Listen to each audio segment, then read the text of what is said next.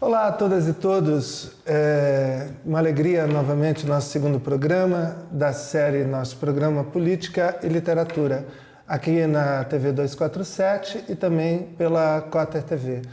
Hoje a nossa entrevista bastante especial com o nosso mestre, ex-governador, ex-senador, ex-prefeito, Roberto Requião. Requião, muito obrigado por ter aceitado o convite, uma alegria a sua presença. O prazer é meu, Paulo. E você me disse que vai ser uma entrevista quente hoje. Então vamos lá, estou curioso e animado. Do que for pelo entrevistado, certamente será quente, né? E o nosso programa Política e Literatura entremeia as entrevistas com algum texto literário. O que hoje vai ser fácil, porque o Requião é um grande literato. E vamos começar aqui dividindo uma declamação. Requião, escolhi uma grande referência de poesia nacionalista e popular brasileira no século XIX, que foi o Castro Alves, desse grande poema que é o Navio Negreiro. Lê duas estrofes do final do poema, eu leio a primeira e você lê a segunda. Vamos lá. Beleza. Então, Castro Alves, Navio Negreiro. Existe um povo que a bandeira empresta para cobrir tanta infame e covardia e deixa transformar-se nessa festa em manto impuro de bacante fria. Meu Deus, mais que bandeira é esta, que impudente na gávea tripudia? Silêncio, musa, chora, e chora tanto que o pavilhão se lave no teu pranto. Auriverde, pendão de minha terra, que a brisa do Brasil beija e balança, estandarte que a luz do sol encerra, e as promessas divinas da esperança. Tu, que da liberdade após a guerra foste hasteado dos heróis na lança, antes te houvessem roto na batalha, que servires a um povo de mortalha. Parece que estamos falando do Bolsonaro, né?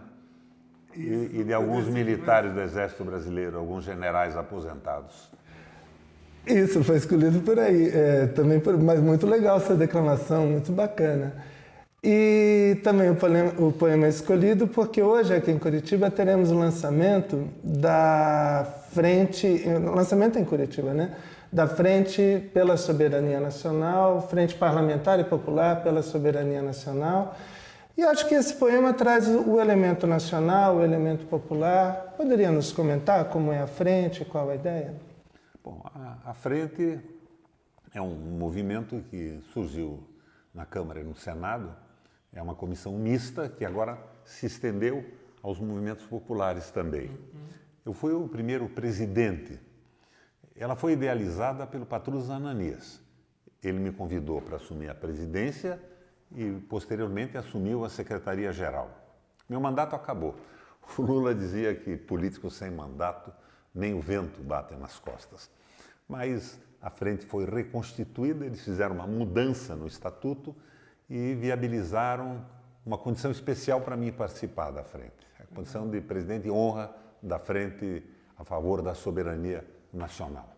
Então, eu tenho viajado o Brasil todo na companhia do Patrus, da senadora Zenaide, que é a nossa presidente, e o tema sempre é esse.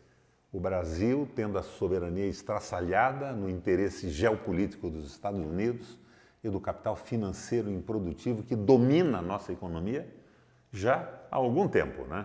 É desde Meirelles, Levy e mesmo antes disso, os banqueiros e os grandes financistas a seu serviço estão tomando conta da condução da política econômica do Brasil. E me chama a atenção, mas que tudo isso ocorre com um discurso nacionalista, porque o Bolsonaro foi eleito falando o Brasil, enfim, acima de tudo. O que aconteceu? É um nacionalismo falso, mas eles sequestraram esse... Essa é uma guerra híbrida, né? Eles fizeram uma pesquisa. Eles não podiam dizer que eram entreguistas abertamente, então inventaram esse negócio do Brasil acima de tudo e Deus acima de todos. Eu acho que o Deus deles é o Trump, porque o que está acima do governo do Bolsonaro são os interesses e as determinações do governo Trump, que é o mais ridículo e bobo presidente dos Estados Unidos nos últimos anos.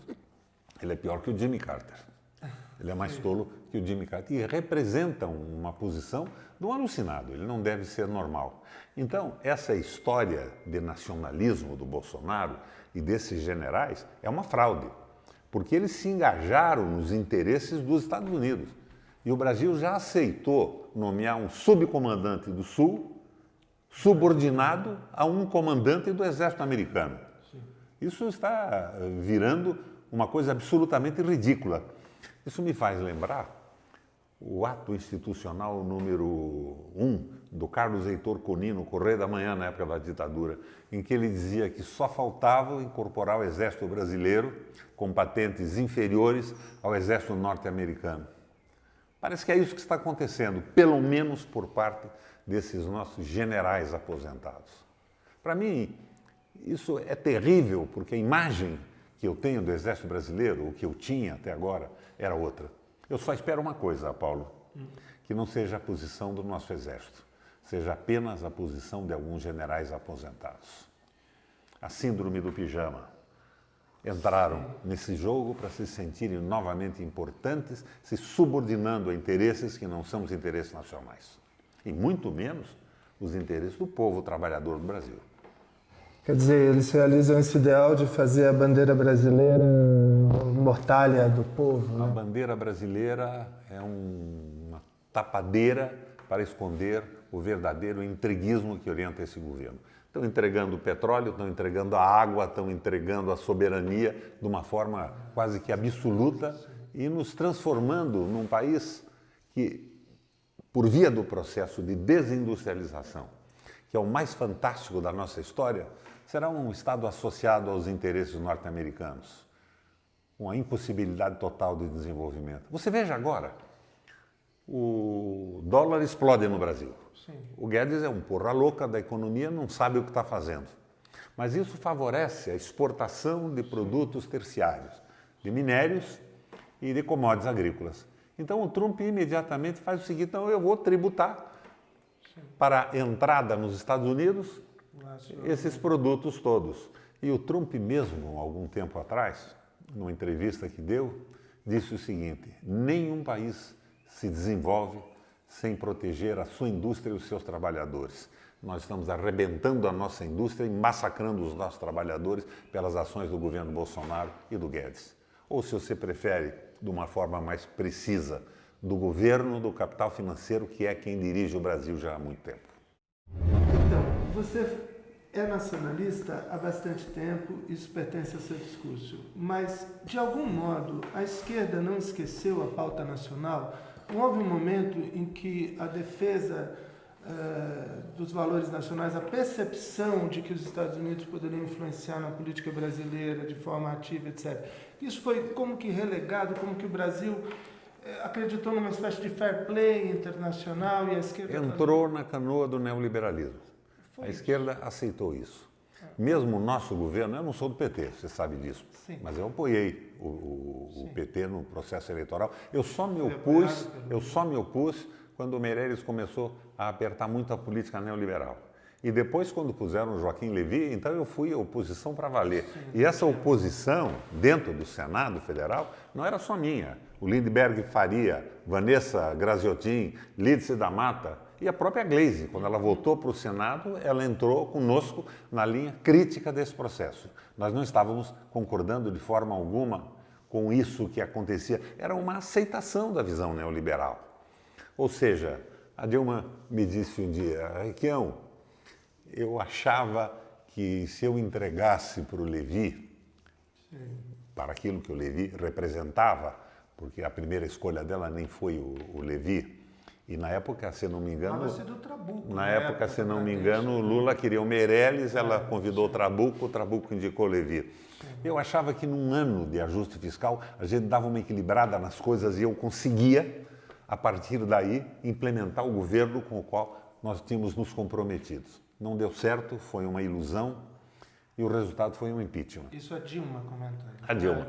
Mas eu acho que a origem mais próxima disso tudo é a descoberta do pré-sal. Sim. Se o Lula tivesse entregado o pré-sal às grandes empresas exploradoras de petróleo ligadas aos interesses americanos e do capital internacional, não tinha caído a Dilma, não tinha acontecido nada. E a gente estava até agora com esta política de compensação para os mais pobres, sim, sem uma preocupação fundamental com o desenvolvimento econômico. Foi o nosso erro.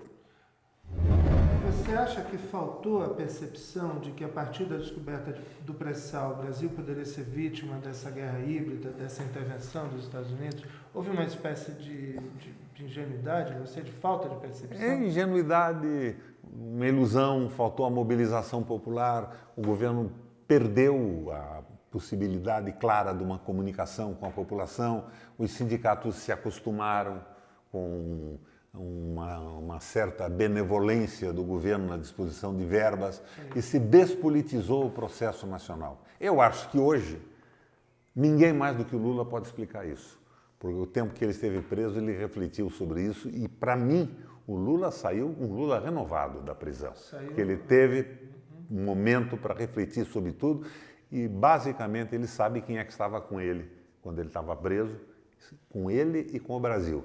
E eu cunhei, inclusive, um slogan que foi usado no país inteiro. Lula livre é Brasil livre. O Lula não foi por nós defendido como um Dom Sebastião português. Sim.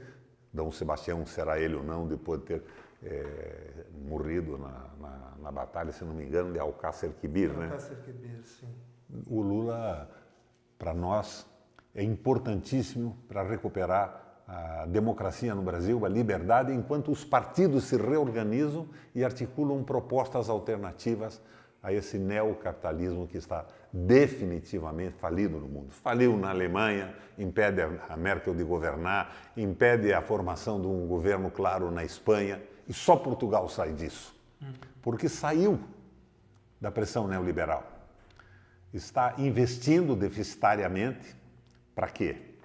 Para retomar o crescimento econômico, por meio da geringonça. Aumentou o salário dos aposentados, dos trabalhadores, e quando eles tomaram o poder, a direita chamava a coligação de geringonça, sim, que era uma forma de ridicularizar definitivamente o que Portugal estava fazendo. Eles assumiram o nome de geringonça e montaram uma frente. Paulo, a frente se caracteriza por se opor a alguma coisa. O partido político propõe, desde a política para o município, para o Estado, para a nação e para a inserção da nação no concerto das nações do mundo. A frente não. A frente tem que se opor a alguma coisa. Nós temos um exemplo no Brasil disso, o PMDB no passado. PMDB você sabe por quê. Cada grupo sabia por quê. Os partidos entraram dentro do PMDB e se organizaram dentro do partido contra a ditadura militar. Todo mundo era contra a ditadura militar.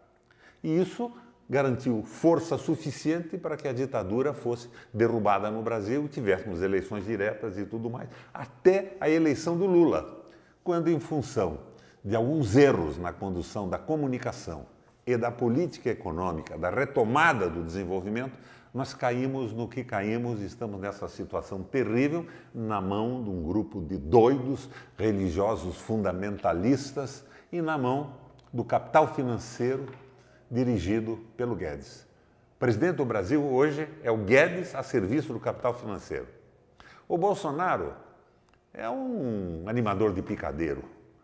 O Bolsonaro diverte a população, no sentido italiano de divertere, desviar do que importa. Enquanto o Bolsonaro diz as suas asneiras, o Guedes, manipulando um Congresso completamente alienado, vinculado aos financiadores de campanha, vai impondo as políticas liberais que já fracassaram no mundo inteiro e que acabam de enterrar o Chile agora na América Latina. Então nós temos que nos livrar disso rapidamente.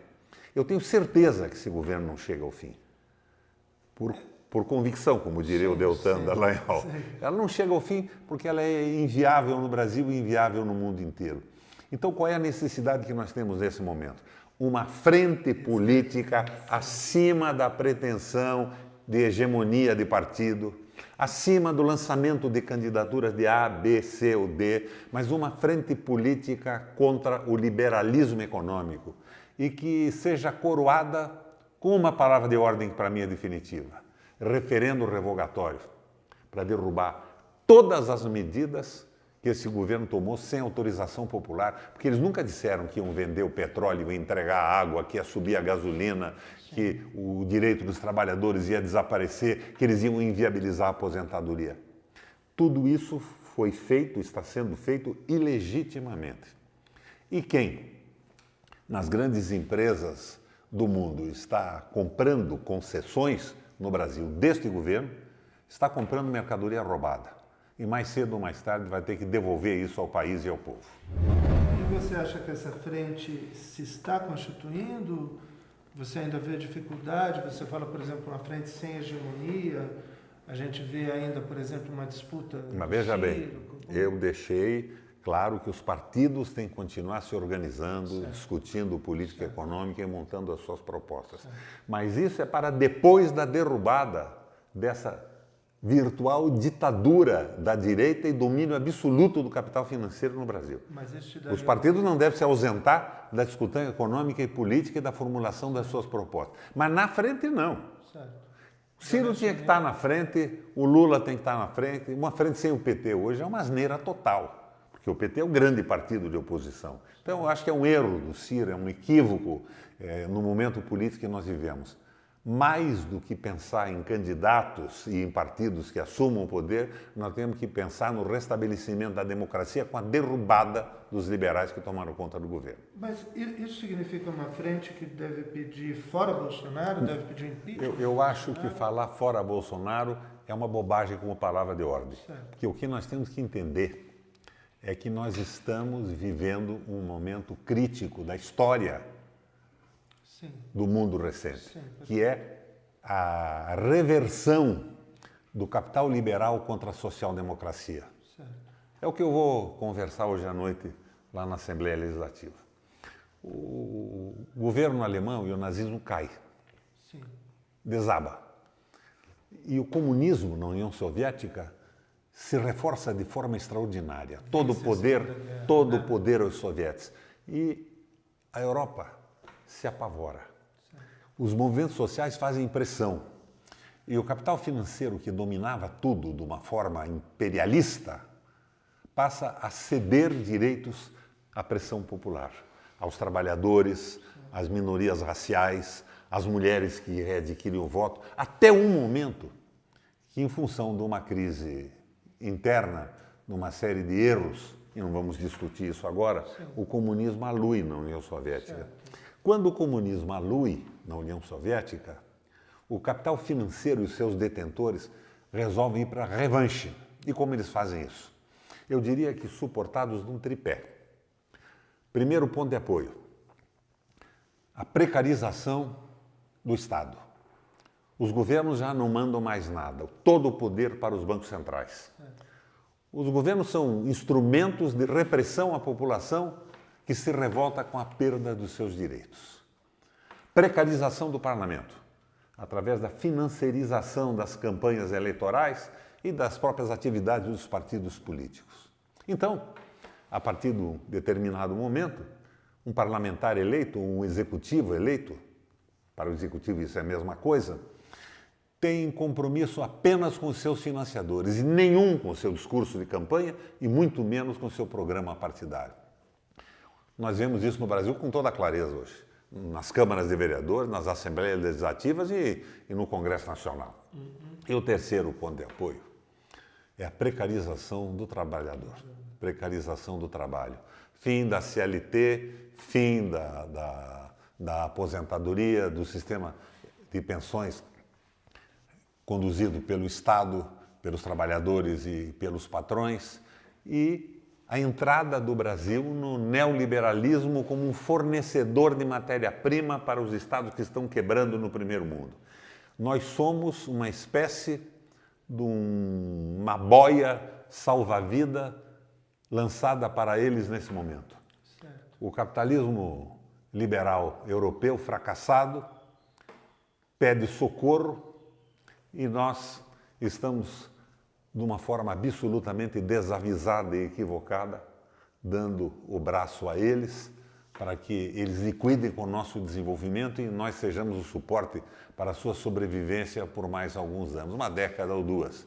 Porque, além disso, não vai, porque o mundo muda de uma forma extraordinária com a mecanização da indústria, com a tecnologia de ponta que desemprega cada vez mais e vai sendo apropriada pelo capital financeiro e não utilizada pelo povo, pelas populações e pelos trabalhadores para diminuir a sua carga horária e garantir mais lazer, possibilidade de uma vida de mais qualidade. Então, eu acho que não há solução para esse modelo, e muito menos no Brasil. Porque o Brasil já conheceu a CLT do Getúlio Vargas, conquistas ocidentais dos direitos dos trabalhadores, e não vai aceitar essa regressão, que é uma semi-escravização do trabalho. Então, nós temos que nos preparar para a mudança em dois momentos. A Frente pela Democracia e os partidos se organizando para colocar as suas propostas posteriormente. E o povo decide que caminho quer tomar. A sua fala coloca vários elementos, né, que com sua experiência e também, enfim, com a leitura, uma fala bastante fluente, tem vários elementos. Eu queria pegar, tem elementos históricos, elementos do presente, econômicos, políticos. Bem, então, historicamente, após a queda dos regimes socialistas da União Soviética no leste europeu, foi se gestando esse neoliberalismo a partir dos anos 80, privatizando, enfraquecendo o poder político, retirando direitos em primeiro lugar, foi se gestando a social-democracia. Enquanto sim, a União Soviética estava viva, a social-democracia avança no mundo. O Brasil vivia uma trilha para a social-democracia. E ela está sendo totalmente destruída. Então, e às vezes se vê a análise de que para que esse regime neoliberal se implante, sobretudo se implante com a radicalidade que o Paulo Guedes demanda, que o capital financeiro demanda, isso estaria atrelado ao fechamento político, quer dizer, o neoliberalismo junto com um neofascismo, ou que nome tenha, enfim, você analisa melhor. Você acha que em algum momento o Bolsonaro, por exemplo, vai tentar um golpe, vai tentar um autogolpe, nós vamos nos deparar, concretamente falando, com a ameaça, já estamos, mas enfim, não, um golpe de Estado clássico? O Bolsonaro não tem mais... O grupo que o apoia? O grupo que o apoia está tentando há muito tempo. Certo. Eu acho que esse movimento vem dos Meirelles e antes de Meirelles para cá. Porque a partir de 1980 nós entramos na Guerra Fria. Sim. E o desenvolvimento brasileiro acabou. Veja bem, em 1980 o Brasil industrialmente produzia mais do que os tigres asiáticos. Tailândia, Malásia, Coreia do Sul e China. Hoje nós não produzimos 10, 15% do que eles produzem. Nós paramos. Sim. E paramos porque entramos no jogo da Guerra Fria comandado pelos Estados Unidos. E agora, em que jogo nós estamos entrando? Não é mais Guerra Fria, perigo do comunismo desaparece no mundo de uma forma concreta. Nós estamos entrando em outra guerra, que é os BRICS, a China e a Rússia, disputando espaço na economia do mundo, na cabeceira da economia do mundo, com os Estados Unidos e alguns países europeus. Nós jamais podíamos entrar nisso. O Brasil tinha que ficar numa posição equidistante, decidindo as fórmulas de governo pelas quais optaria a partir da experiência, dos fracassos e dos acertos de tudo que aconteceu no mundo até agora. Por isso, eu digo, eu tenho uma posição política conhecida e antiga, quase que genética, mas eu digo que não vem ao caso, nesse momento, colocar posições políticas e visões pessoais ou de grupo, partidárias, com candidatos à frente, por exemplo. Porque o que nós precisamos é derrubar o liberalismo econômico no Brasil e reverter todas as medidas tomadas que foram introduzidas no nosso sistema legal. Mas eles... Mas você acha que eles, enfim, que vão tentar um golpe? Nós vamos não acredito que tenha. Primeiro que eu acho que esses generais de pijama não representam o Exército Brasileiro. Não que o Exército Brasileiro seja aquilo que nós esperávamos, um exército nacionalista, né? Aquele exército que nega que o pendão da pátria seja hasteado no mastro do navio negreiro. Não são mais isso. Né? Eu vejo o Exército Brasileiro como um sindicato de funcionários públicos brigando pelo salário, pelas dotações orçamentárias e pelas vantagens. Aquele Exército antigo desapareceu, talvez até por medidas do Castelo Branco, que fez uma limpa e diminuiu o tempo do generalato. É 4 anos em cada posição, depois o cara vai embora. Então nós não temos mais os grandes líderes como tínhamos no passado. Mas eu acho que este modelo não vai a lugar algum. E o Bolsonaro seguramente não vai. O Moro está aí, aparentemente defendendo a investigação sobre o assassinato da Marielle. Veja bem, vou pensar como o Deltan Dallagnol. Eu não tenho nenhuma prova, mas a Marielle foi assassinada por um sujeito que morava no condomínio do Bolsonaro, cuja filha namorava o filho do Bolsonaro e que deu prêmios como deputado, como parlamentar estadual às milícias. Então, não tenho nenhuma prova material, mas eu tenho a convicção de que está vinculada a morte da Marielle ao esquema do Bolsonaro no Rio de Janeiro. E eu te digo mais, não do Jair Bolsonaro. Uma briga na Câmara Municipal e resolveram eliminar a concorrência da Marielle. Se foi o tal do... Como é o nome dele? Não é o Dudu, né? É o Carluxo. Se foi o Carluxo ou não que mandou, não sei. Mas foi em função da briga do Carluxo que amigos, por determinação dele, ou para agradá-lo, liquidaram a Marielle. E tenho também, já não é convicção, porque eu acho que o Bolsonaro é um doido, mas idiota não é, que ele sabe exatamente o que aconteceu e como a Marielle morreu. E isso tudo, apesar da proteção do Moro, vai ser liquidado mais dia, menos dia. Até porque o Brasil conservador, o Brasil ligado ao grande capital, não tolera o Bolsonaro. Sim. Não pelas atitudes que o Bolsonaro está permitindo que o Guedes implemente no país. Mas porque ele se veste mal, porque ele diz besteira, porque ele fala nome feio a todo momento, porque ele não é um integrante dessa pseudo-elite que acha que manda no país. O Bolsonaro está levando o pau de todo mundo, ao mesmo tempo que a Globo elogia o Guedes. O Guedes está blindado e o Guedes é completamente paranoico, né? Não diz coisa com coisa, é um liberal absolutamente tosco. Trabalhou com o Pinochet no Chile. Foi um dos membros que abriu um banco no Brasil, que era o BTG. Sim. Você sabe que esse BTG rapidamente criou 34 agências em paraísos fiscais? Como é que um banco se instala, depois de criado no Brasil, em paraísos fiscais? Para quê? Evidentemente, e me leva à convicção a isso, como o Deltan Dallagnol faria, que foi para lavar dinheiro e se amarrar ao processo de corrupção que deságua essa tendência brutal de precarização do trabalho, da soberania nacional. E tem setores da elite, você acha, que enxergam isso? Por exemplo, a gente fala, como é possível que as Forças Armadas estejam concordando com a venda da Embraer, estejam concordando com essa subserviência aos Estados Unidos, ao mesmo tempo... Também isso não, os industriais não deveriam, enfim, reivindicar uma política de industrialização, unir-se a um programa de desenvolvimento nacional? Eu me reunia com a bancada do PMDB no Senado. Sim. E colocava para eles essas posições que eu estou colocando para você aqui. Sim. Eles diziam, não, mas não há alternativa, fora do liberalismo não há alternativa. Sim. Eles estavam tendo vantagem nesse processo, queriam manter os seus cargos, estavam ligados a grupos econômicos. O que ocorre é que não há no Congresso Nacional e na política brasileira uma identificação com a classe trabalhadora. Sim.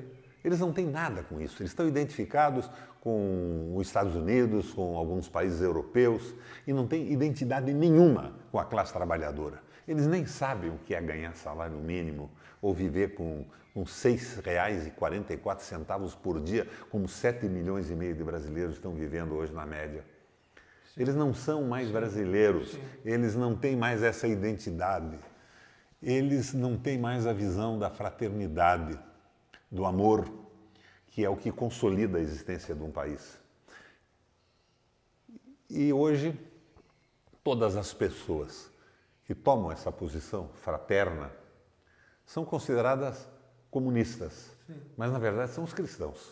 E o cristianismo e a maioria das grandes religiões do mundo se fizeram desta forma, colocando o homem no centro e pensando no bem das comunidades. Eles são uns malucos. Você sempre cita a Carta de Puebla várias vezes. Quando eu fiz o meu primeiro governo, tinham publicado a Carta de Puebla, que era a opção preferencial pelos pobres, e foi como eu conduzi os meus 3 governos no Paraná. Opção preferencial pelos mais fracos, pelos mais pobres e pelo desenvolvimento do país. Claro. Você veja o Chile. O Chile cresceu economicamente com o liberalismo econômico. Sim. Mas os pobres ficaram mais pobres. Era um resultado na mão de muito pouca gente. E isso é um erro brutal que vai desaguar no quê? Vai desaguar no que você viu lá no Chile. O povo, de repente, abriu os olhos e não aceita mais aquilo. Sim. Então, esse novo modelo de desenvolvimento nacional teria que ser ancorado nas organizações populares. Nas organizações populares e numa visão que vem sendo construída de uma nova condução da economia no mundo. O Papa disse outro dia que o capital é bom. Quando ele é investido, ele viabiliza nova tecnologia, ele garante empregos e bons salários às pessoas. Mas o capital não pode governar o mundo. Isso é antigo, Paulo. Mateus 6:24. Não podeis servir a 2 senhores, a Deus e a Mamon. E o Mamon, da Bíblia, escrito em hebraico, não é nem outro Deus e não é o diabo. O Mamon é o dinheiro. É o dinheiro. Não se pode servir a Deus e ao dinheiro, não se pode servir a um povo e ao dinheiro. Esta loucura de concentração de renda está desequilibrando o mundo. Veja as saídas dos países asiáticos de populações inteiras depois que estados capitalistas entraram nos seus países para dominar e predar os recursos minerais e a população ficou completamente desamparada. O mundo não pode viver dessa forma. Então nós temos que começar a pensar, eu acho que é uma tarefa dos partidos, dos intelectuais, numa nova forma de governo. Talvez uma evolução da social-democracia, uma experiência concreta do que aconteceu nos países comunistas, por que não deram certo, o que deu certo, o que o povo perdeu, o que o povo ganhou. No Brasil nós ganhamos muito no governo do Lula. Sim. Foi 13 milhões de pessoas entrando no mercado de trabalho, no mercado de consumo, Na educação. população pobre viajando de avião, mais escolas, possibilidade ampla de educar os filhos pelas famílias mais pobres. Nós não vamos abrir mão disso mais para o Guedes ficar mais rico e para o Bolsonaro ficar dizendo bobagem a cada dia. Esqueça o Bolsonaro. O inimigo não é o Bolsonaro foi um instrumento, é um peão nesse tabuleiro. O inimigo é o capital financeiro. O inimigo está sendo operado pelo Paulo Guedes, pela Rede Globo de televisão e pelas pessoas ligadas ao interesse absoluto do capital financeiro. Quer dizer, essa briga, aparente do Bolsonaro com a Globo, isso recobriria uma aliança mais profunda?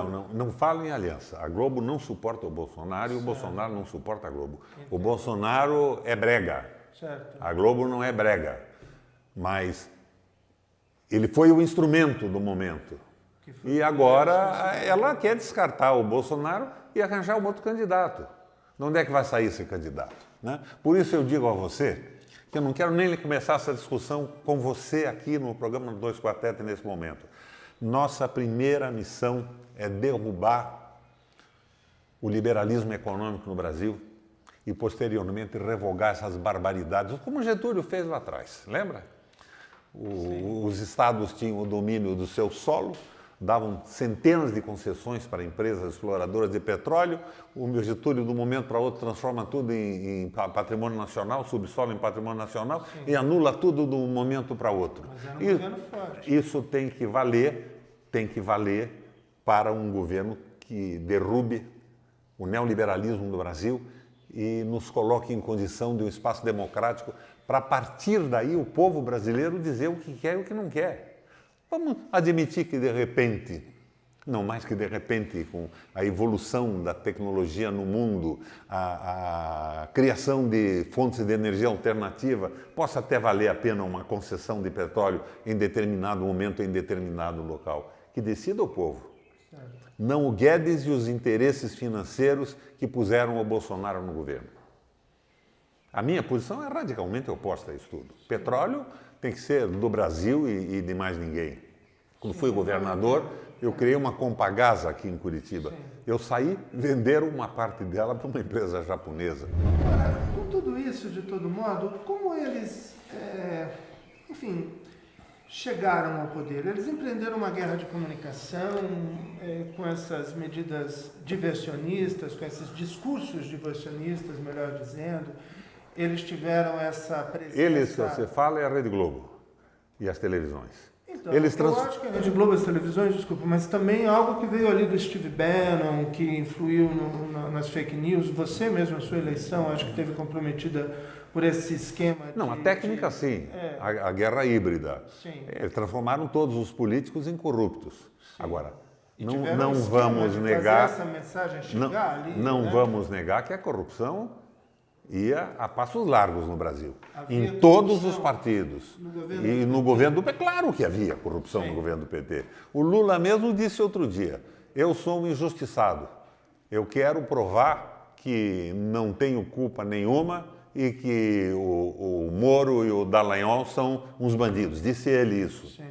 Mas ele não disse que queria acabar com a investigação e com a Lava Jato dos pilantras que foram se infiltrando no processo governamental do Brasil. Do PMDB, do PP, do PT, de todos. Só que a Globo e a mídia alternativa, o WhatsApp, esses troços todos, acabou criando uma imagem que todo político era corrupto. Então você pergunta, como perdemos a eleição? Como é que eu perdi a eleição? Sim.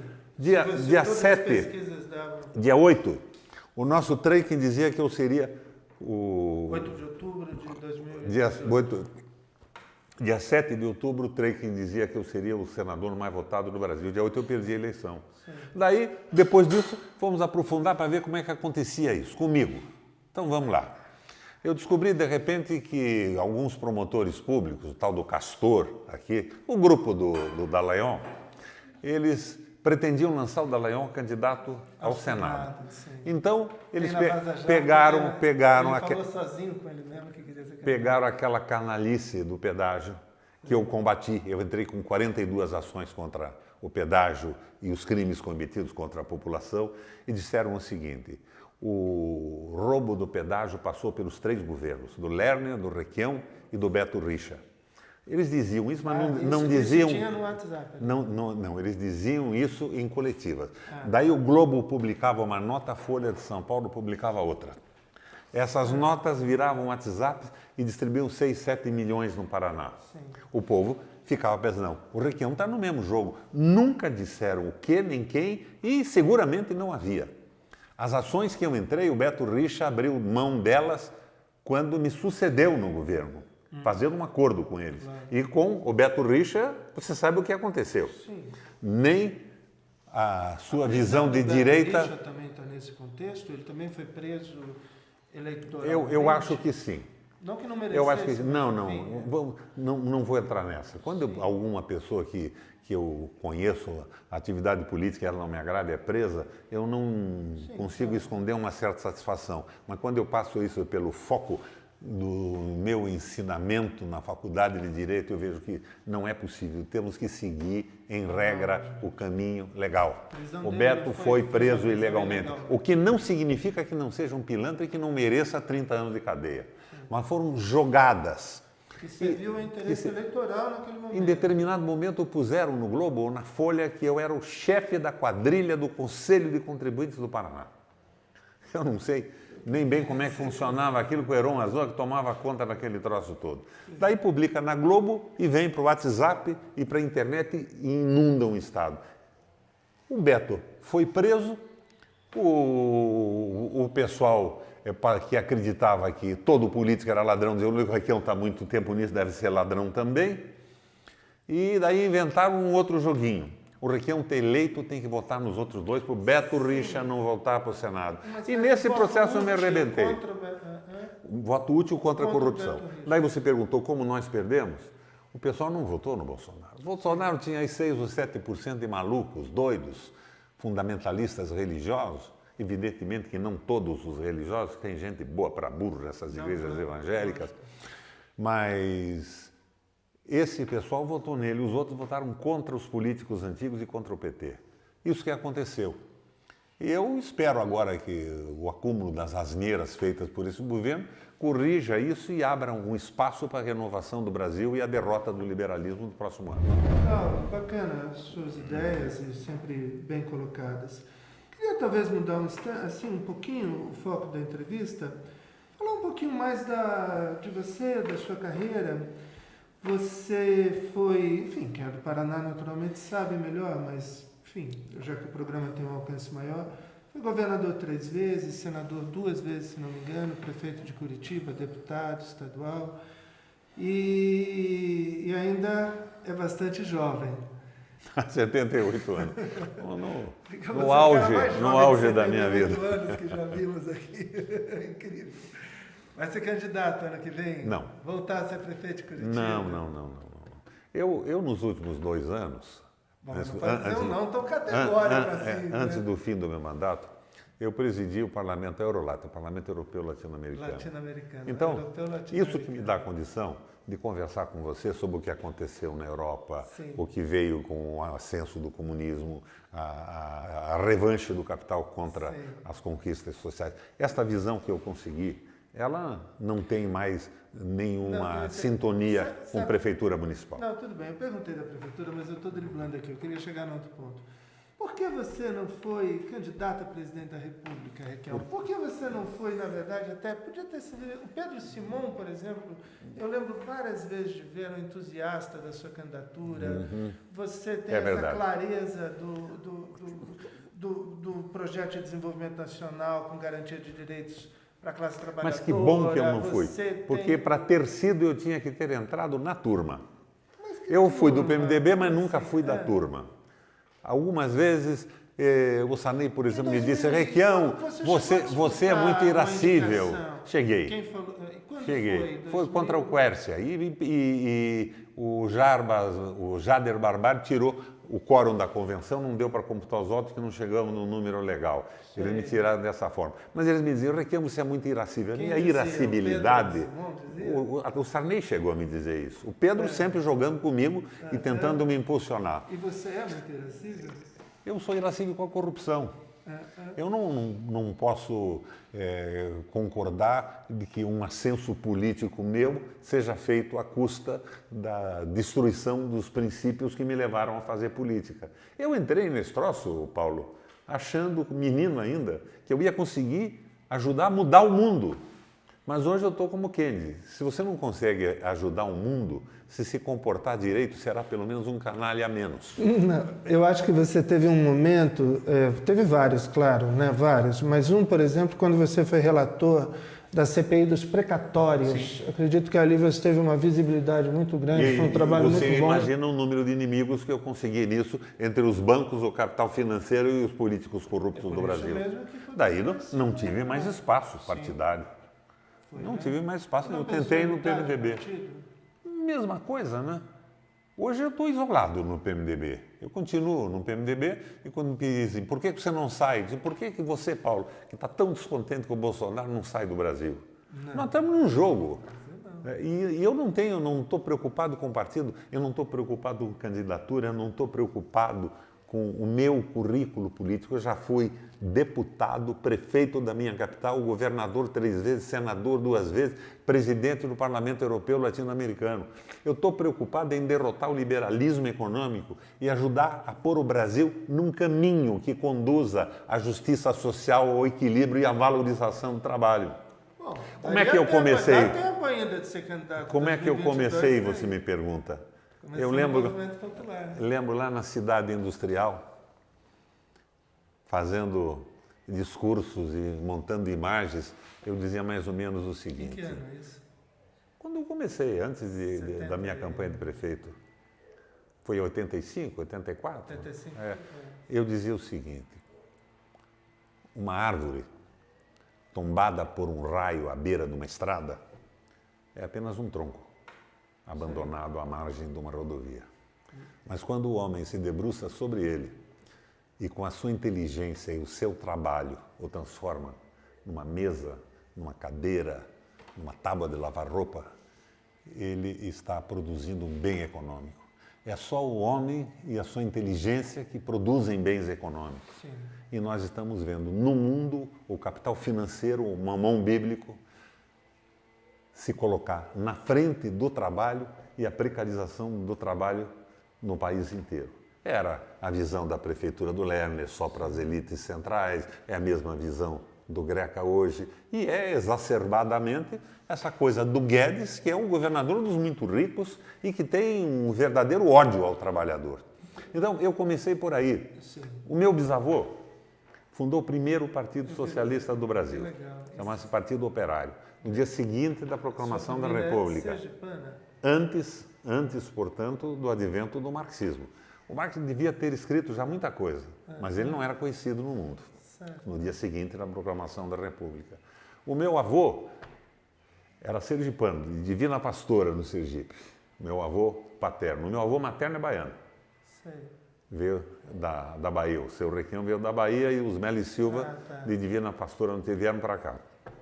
O meu avô veio para cá e foi chefe de estação aqui. E como chefe da estação, ele promoveu a primeira greve de trabalhadores do Paraná. Se aliou aos operários e fez parar o sistema de ferrovia brasileiro para conseguir aqui em Curitiba, algumas vantagens no Paraná. E depois, quando eu assumi o governo do Estado, que eu mexi lá, que eu abri os arquivos do DOPS, ele era considerado lá, eu não sei, ele tinha morrido já, do Partido Comunista. Eu acho que não era. Eu acho que ele era tido como tal porque estava do lado dos trabalhadores. E o meu pai, de uma forma ou de outra, foi um militante de esquerda. Sim. Então eu nasci. Eu sou de esquerda por definição genética, além de intelectual. Que além daqui da entrevista e tal, eu também participo do Movimento Popular, do MPM, Movimento Popular por Moradia. Ali nas vilas Nova Primavera, 29 de março, Tiradentes, Dona Cida, nós nos encontramos, inclusive, no Grito dos Excluídos, dia 7 de setembro, ali na tenda. Bom, eu primeiro queria comentar que a memória sobre a sua participação no Movimento Popular é enorme em Curitiba, né? Isso eu vi várias vezes. Nós não fundamos só mais de 100 associações. Nós conseguimos comprar áreas, nós conseguimos garantir a posição de moradores. Existe uma memória popular muito forte na Vila Verde, no Barigui, na Vila Torres, onde eu também militei, enfim, inúmeras áreas da cidade. Mas, portanto, mesmo com essas limitações que você colocou, da pauta muito focada, com alguma falta de politização, etc., havia naquele momento, e como o Vaione colocou, do Edécio, de outro, havia uma inserção no movimento popular, havia um trabalho de base que, de uma maneira ou de outra, também vertebrou uma ação política posterior. Isso também, de algum modo, não faltou? Quer dizer, não é isso que está faltando? Quem faz esse trabalho hoje? Por exemplo, o Boulos faz esse trabalho? O Boulos faz o que a gente fazia, né? Sim. Mas veja bem, o que acontece é que nós ganhamos a eleição naquele momento da redemocratização. Sim. E o pessoal da base do PMDB, que era progressista, Sim. acabou embutido no Estado. Sim. E foram cuidar da própria vida, esqueceram a base. E os partidos políticos se desligaram. O PT, que era o partido de esquerda, se desligou completamente da sua base proletária, da sua base operária. E daí, por exemplo, a igreja evangélica ocupou aqui vários outros setores. Mais ou menos, né? Não da maneira... E depois tem a história do lumpesinato, esse povo desorganizado, desesperado. Da sociedade desindustrializada. Na minha época, os políticos distribuíam jogos de camisa de futebol nos bairros, para os times e tudo. Nós não distribuímos, nós entramos na luta.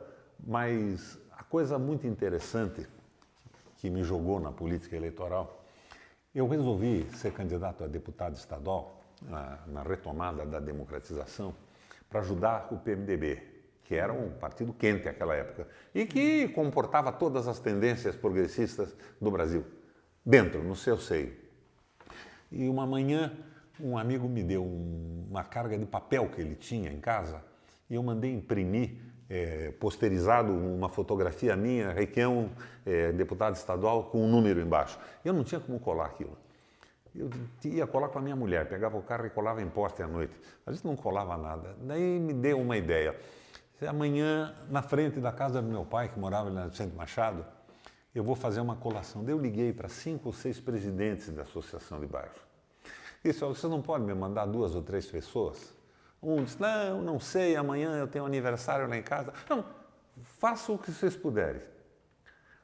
Às 5h30 da manhã, eu e o Samek fomos para frente da casa da minha mãe, da Vicente Machado. Tinham no mínimo 1.500 pessoas. Os movimentos de associação de bairro resolveram me ajudar na colagem. E nós fizemos a maior colagem de cartaz de Curitiba. Inclusive, naquela delegacia ali perto do autódromo, do ciclódromo, que tinha um delegado que era metido a muito duro e tal. Os caras foram lá, foram 150, aquelas portas de vidro da delegacia, eles colaram aquilo de cima a baixo, colaram a cidade inteirinha, se mobilizaram e eu fui o mais votado em Curitiba, para deputado estadual. Esse movimento funcionou assim. E funciona com uma fidelidade pessoal muito grande. Hoje eu vou na Avenida das Torres, na Vila das Torres, sim. Vila Pinto, que era o seu Pinto, o presidente da Associação de Bairro lá. Sim, e o pessoal me recebe que me leva literalmente às lágrimas. Eles são extremamente reconhecidos pelo que a gente fez. E nós viabilizamos a consolidação da propriedade daquela gente. Sim. Nós fizemos um acordo, eu comprei ou desapropriei uma parte do Moinho Graciosa, outra parte era do INSS, e nós consolidamos aquilo tudo. Você veja como está mudando aquilo. Não é mais uma favela, tem casa de material melhor que a minha. Sim, claro. Você ficou emocionado? Sempre. Com isso fico. Então, é uma resposta muito grande. Mas, por outro lado, também tem o lumpesinato, né? E daí é o último favor, é a contratação de cabo eleitoral. Eu nunca contratei um cabo eleitoral na minha trajetória política. Mas isso tudo, por não ter uma estrutura partidária que mantivesse e politizasse, acaba desaparecendo como força política na cidade. Eu ganhei a eleição do Lerner, que era a joia da coroa da ditadura militar. Era o exemplo de administração municipal do Brasil, muito dinheiro, ele com alguma criatividade, não vou desvalorizar o que ele fez, e eu ganhei a eleição dele, sem muito esforço. Por quê? Porque eu fiz a crítica de uma administração que estava cuidando só do centro da cidade e abandonando de forma completa a periferia e a população mais pobre. Sim. Isso acabou. O pessoal do PMDB se desligou da base popular. Funcionários do Estado, pessoal querendo melhorar de vida, procurando salário, se corrompendo no processo. É uma coisa trágica. Fui governador. Eu consegui, no meu último mandato, coisas inauditas para o Brasil. Eu consegui o primeiro salário mínimo regional. E o mais alto do país. Ninguém conseguiu o mais alto. Foi uma sugestão do Edésio Passo. Passou lá em casa, nós conversando, por que você não faz isso? No dia seguinte eu redigi aquilo lá e consegui aprovar na Assembleia Legislativa contra a Federação das Indústrias, aquele pessoal todo que achava o fim do mundo aumentar o salário. Eu reduzi o salário das microempresas a quase nada, a uma média de 2,5% uma pela outra, escalonadamente. Eu diminui o imposto, o cara pagava 18 mil por mês, passou a pagar 2 mil, mas ele passou a pagar um salário decente para os seus funcionários. Seria hoje aí 1.500, 1.600 se não tivesse recuado no critério de correção, mas ainda é o maior do Brasil. Com uma Assembleia Legislativa, essa mesma Assembleia Legislativa apoiou Beto Richa contra mim. Porque o Requião não era o que eles queriam o sucesso na sua vida. Eles queriam a perpetuação dos seus mandatos com favores e viabilização. E você queria o quê? Eu queria viabilizar uma mudança na política do Paraná e abrir caminho para uma visão diferente do processo político. Eu fazia política por ideologia, eles faziam por interesse pessoal. Tanto que me abandonaram e foram para o PSDB. Então, não sei como é que não estão todos na cadeia junto com o Beto hoje também, né? Provavelmente por falta de investigação. O nosso programa é Política e Literatura. Eu achei a sua fala um poema. Eu acho que sim, eu achei que foi um depoimento dessa fé na luta do povo, dessa vontade de se comprometer com o destino das pessoas simples e comuns da nossa gente. Informação. Democracia sem informação não existe. Se as pessoas não souberem o que está acontecendo na realidade. Por isso que eu digo a você, não quero saber de fora Bolsonaro. Eu quero que a gente entenda que o Bolsonaro é um instrumento, tem que ser defenestrado num momento ou outro, mas que o que está por trás dele é o domínio do capital financeiro, o capital vadio, subjugando as forças do trabalho, de uma forma absolutamente imoral. Esse capital que é desumano e que rebaixa a vida humana e transforma tudo, como é a palavra que você usou? Menon? Mamon. Mamon em hebraico quer dizer dinheiro. A Bíblia fala nisso, né? O demônio do dinheiro. Não é o demônio, é o dinheiro. Não é nem Deus nem diabo, é o dinheiro. Não podeis servir a dois senhores, a Deus e a Mamon. Mateus 6, 24. Sim, não se pode acender uma vela a Deus e outra a Davos. Pelo menos é por aí. Rima. Rima, E isso é que tem que ser esclarecido, porque derruba o Bolsonaro e vem quem? Inventam o quê? Aquele prefeito de São Paulo? Aquele maluco lá, o outro animador da Globo, o Hulk. Não é possível. O povo tem que saber o que está acontecendo para votar corretamente. Por isso eu acho que um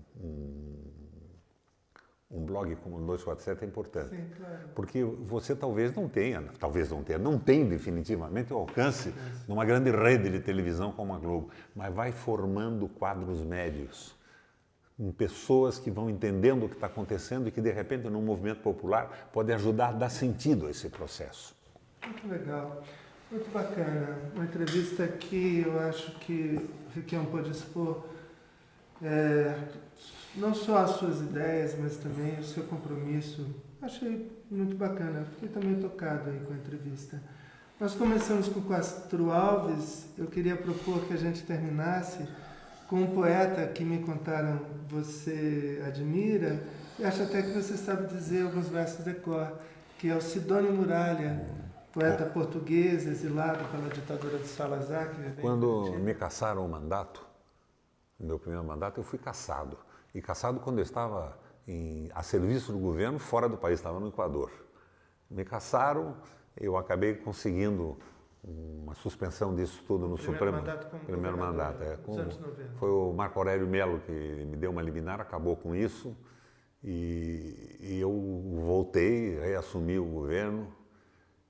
E no discurso que eu fiz, eu citei o roteiro do Sidônio Muralha. Parar não paro. Esquecer não esqueço. Se caráter custa caro, pago o preço. Pago, embora seja raro, mas homem não tem avesso. Se caráter custa caro, pago o preço. Um rio só se for claro. Se tropeçar, não paro e nem mereço. Outras estrofes que não me vêm à memória mais. Muito bom, muito legal, muito bacana, muito legal. É um roteiro de vida. Chama-se roteiro. O Sidônio Muralha saiu de Portugal com a Revolução do Salazar e viveu no Brasil muito tempo. Sim. Aqui ele escrevia poesias para crianças, era um sujeito extraordinário. E esse roteiro, que para mim é o ponto alto da poesia do Sidônio, altamente politizado, né? Roteiro de vida. E o aniversário da morte do Sidônio será agora, dia 8 de dezembro. Ele morreu em 1980, então 29 anos, né? Então também esse programa é uma homenagem ao Sidônio, à memória, à poesia e à luta dele. Eu abri uma biblioteca no centro da cidade com o nome dele, com as obras infantis, mas depois acho que desapareceu com as administrações que me sucederam. Era um tipo extraordinário o português, Sidônio Muralha. Belo nome, né? Forte. Sim, é verdade. E a sua declamação também é muito forte, muito legal. Então é isso, doutor Paulo. Sim, mestre Requião, muito legal, a gente agradece. Esse foi o programa Política e Literatura na Cotter TV. e na TV 247, programa gravado em Curitiba, na sede da Cota Editorial. A gente agradece a Fran, agradece a Viviane, o salve da Cota, nosso mestre Ângelo Vagnoni, que intermediou e participou da entrevista, e, sobretudo, a gente agradece o depoimento político, social, econômico, histórico e humano de Roberto Requião, com quem nessa entrevista a gente pôde partilhar o ideal de transformação política, de humanização do homem, que deve nortear a nossa vida e a nossa militância. Obrigado, Requião, pela entrevista. Valeu.